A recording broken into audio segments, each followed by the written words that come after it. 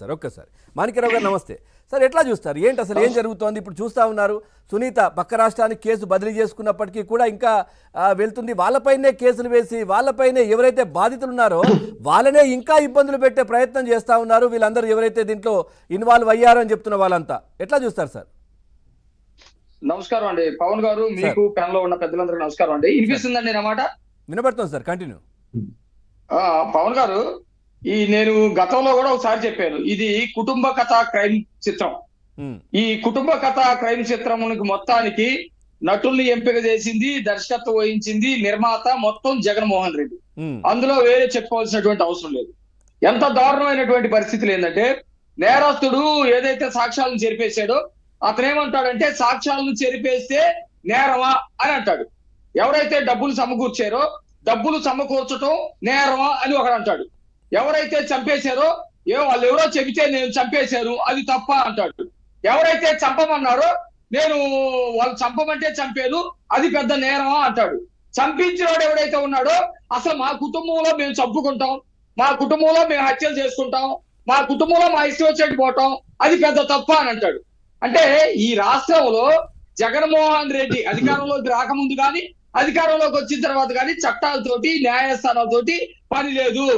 పైగా ఇతను ఎలాంటి వ్యక్తి అంటే, తను చేసినటువంటి నేరాలు ఏమైతే ఉంటాయో, తను చేసినటువంటి ఘోరాలు ఏమైతే ఉంటాయో, తను ఏదైతే నేర వ్యూహాలు చేస్తాడో వాటన్నిటిని కూడా పక్కన వాళ్ళ మీద అనేటటువంటి ప్రయత్నాలు చేస్తాడు.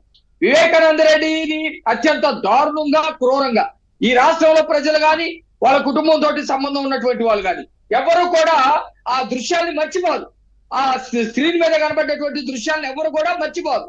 అట్లాగే ఆ కుటుంబం పట్ల ప్రేమ ఉన్నటువంటి వాళ్ళు ఎప్పటికైనా సరే దోషులకు శిక్ష పడాలని కోరుకుంటారు. వాటన్నిటిని పక్కన పడేసి ఈ రోజు కొత్తగా ఆ రోజు ఎన్నికల్లో నెగ్గటం కోసం ఒక మెట్టు దూరంలో ఉన్నాడు. ఆ మెట్టు దూరంలో నేను పైకెక్కాలంటే బాబాయిని చెప్పడం తప్ప వేరే గత్యంతరం లేదు. అంతకుముందు చాలా స్క్రీన్ పై జరిగింది. కోడి కత్తితోడు పొడిపించుకోవటం, లేకపోతే తండ్రిని రైలియన్స్లో చంపారంటో ఇంకోటి చాలా జరిగింది. కానీ ఇంకొక మెట్టు దూరంలో ఉన్నప్పుడు ఒక పెద్ద హత్య జరగాలి. ఆ హత్య దారుణమై ఉండాలి.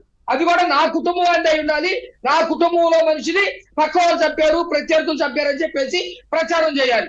అందుకనే వివేకానంద రెడ్డిని పక్కా ప్లాన్ తోటి, తన సొంత మనుషులతోటి, తన సొంత నిధులతోటి జగన్మోహన్ రెడ్డి అత్యంత దారుణంగా హత్య చేయించడం ద్వారా ఆ హత్య పక్కన వాళ్ళు చేశారని కన్నీటి పర్వంతో ఇతను ఏ విధంగా చంపాడో ఆ విధానం మొత్తాన్ని వివరిస్తూ ఆ వివరణ మొత్తం కూడా పక్కన వాళ్ళ మీద నెట్టి ఆ రోజు రాజకీయ లబ్ధి పొందిన సంగతి మనం అందరూ కూడా చూసాం. ఈ రోజు కూడా ఇవన్నీ ఒక పక్కన చుట్టుముట్టుతున్నా కూడా ఏ మాత్రం బెసకుండా, ఏ మాత్రం భయపడకుండా ఒక గంభీర్యాన్ని నటిస్తూ మళ్ళీ చెబుతా ఉన్నాడు. ఏమని? కుటుంబాలను చీలుస్తారు, అబద్ధాలు చెబుతారు, ఇంకా ఘోరాలు చేస్తారు. ఎంత ఘోరాలు చేస్తారంటే అంత ఘోరాలు చేస్తారు, మా కుటుంబాన్ని రోడ్డు మీద గీడుస్తారని చెప్పి చెబుతా ఉన్నారు. అంటే ఇవన్నీ కూడా తెలిసిపోతా ఉన్నాడు. ఇప్పటికే ఆల్రెడీ చేశారు.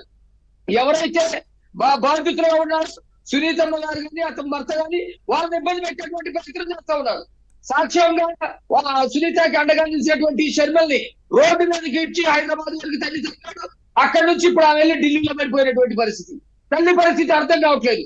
వీళ్ళందరికీ కూడా రేపు పొద్దున ప్రమాదం తీసుకొచ్చి నా కుటుంబాన్ని చీల్చినటువంటి వాళ్ళు కూడా గమ్మునుండకుండా ఇదిగో వాళ్ళని చంపారు, వీళ్ళని చంపారు, బాబాయ్ హత్య కంటే ఘోరంగా ఇక్కడ ఇంకా హత్యలు చేశారని చెప్పేసి ఎన్నికల్లో రాజకీయ లబ్ధి కోసం పోతా ఉన్నారు. నేను ఒకటే చెప్పదలుచుకున్నాను పవన్ గారు, ఈ కేసులో న్యాయం జరగాలంటే సునీతమ్మకి అట్లాగే రాష్ట్ర ప్రజలకి ఎవరు చంపారనేది ఇప్పటికీ అర్థమైనా చంపినటువంటి వాళ్ళకి శిక్ష పడాలంటే ఏకైక మార్గం ఏంటంటే జగన్మోహన్ రెడ్డి జైలుకి వెళ్ళటం. జగన్మోహన్ రెడ్డి జైలుకి వెళ్లకుండా వేరే కేసులో ఆయన ఏదైతే అక్రమాస్తుల కేసులు ఉన్నాయో, ఏదైతే ఈడీ కేసులు ఎదుర్కొంటా ఉన్నాడో ఈ కేసులన్నింటిలో ఆయన జైలుకి వెళ్ళాలి. జైలుకి వెళ్ళాలంటే ఆంధ్రప్రదేశ్ ప్రజలు చాలా స్పష్టమైనటువంటి తీర్పునివ్వాలి. అయ్యా, ఆ రోజు నువ్వు చెప్పినటువంటి మాటలు నమ్మాము, జాలితోటి బాధపడ్డాము, ఆవేదనకి గురయ్యాము, రాజశేఖర రెడ్డి గారి బిడ్డమని మేము ఎంతో కొంత ప్రేమను వ్యక్తపరిచాము, ఓట్లేసాము.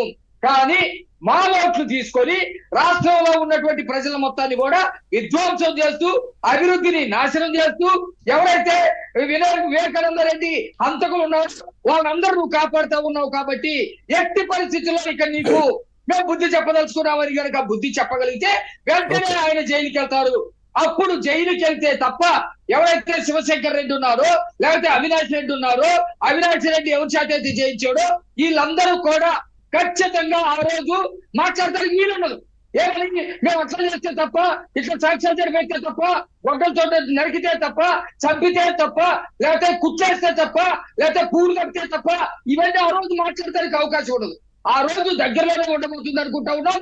వివేకానంద రెడ్డికి నిజమైనటువంటి నివాళులు ఈ రాష్ట్ర ప్రజలు అర్పించాలి అంటే జగన్మోహన్ రెడ్డిని జైలుకి వెళ్తే తప్ప నిజాలు బయటకు వచ్చి అసలైన దోషులు లోపలికి వెళ్ళేటువంటి అవకాశం లేదండి పవన్ గారు.